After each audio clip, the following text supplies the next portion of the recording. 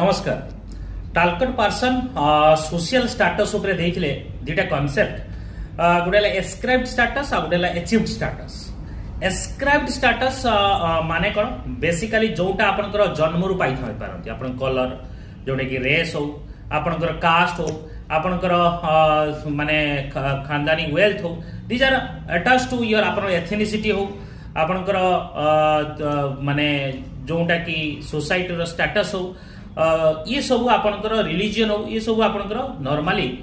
Ascribed status category जाए जोटा कि आपन बाय बर्थ पाउचंती जन्मरु जोटा पाइक आसुन जन्म सहित अटैच होई अछि। आ गोटे अचीव स्टाटस जोटा कि आपन टैलेंट आपनकर हार्ड वर्क आपनकर एफर्ट थ्रू रे जोटा कि आपन अचीव करूचंती जोटा कि आपन पहुंचुचंती। सो बेसिक डिफरेंस है ascribed status related to by birth and achieve status after the birth जन्म परे आपनकर एफर्ट आपनकर टैलेंट आपनकर एबिलिटी अनुसार जोटा आपन अचीव